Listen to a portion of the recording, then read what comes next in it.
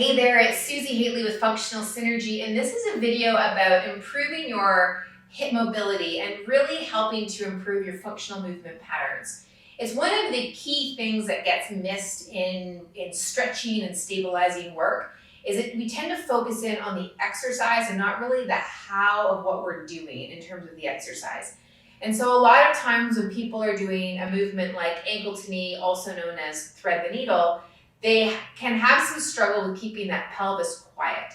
So with this particular video, I want to show you a way that you can explore that with using a strap and just focusing on supporting that leg so you can get better and better movement patterns, which overall will improve your mobility and your strength and your stability because you're reducing compensatory patterns.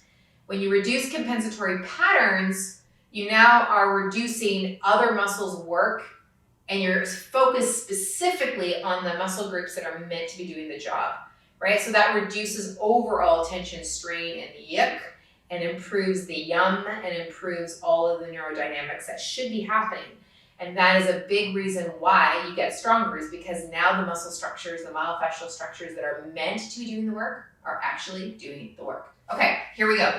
So on your back, and just initially play with taking your leg up onto, and you'll see that I've moved my pelvis on purpose, because a lot of people, when they do this movement, instead of moving at the hip here, you can see how the pelvis is doing the movement. There's no real rotation, although the foot's getting there. So our brain says, oh yeah, that's hip movement, that's hip mobility. But in fact, it's pelvis to ribcage mobility, lots of compensation in there. So what you can do now is you can take a strap around your foot and then use that as a support. And now from here, you can move that leg bone in the hip socket, right? And just practice that movement while your pelvis is quiet. And then practice dropping that knee or bending that knee and bringing the ankle onto that opposite knee.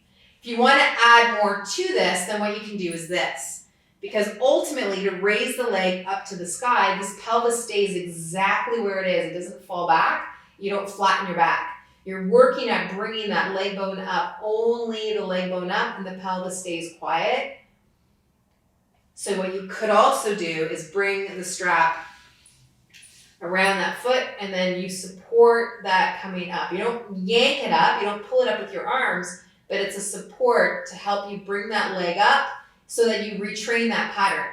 Sometimes people think that it's because of a flexibility or mobility or a strength issue they can't bring it up, and that could be true.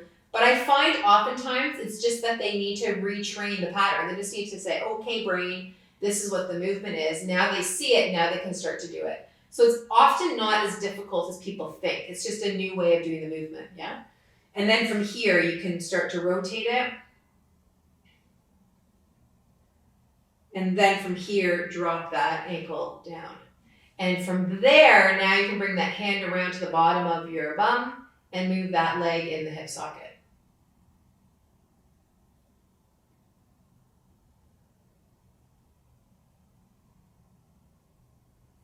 And when you do that, when that leg moves, the lower butt muscle and lower fibers of the butt muscle, as well as the your other rotators, they get really, really involved here to support that leg moving. Okay? All right, so if there's any questions about that, fire them off below. Happy to answer them. Happy to answer any questions. And if you resonate with these videos, then do hit subscribe and the notification so you get the weekly video drops. And then do look in the description below or description to the side where you can find more videos that you can link to help you improve your mobility, improve your movement, and just get better function overall. All right? You have a great day. We'll see you next time. Take care.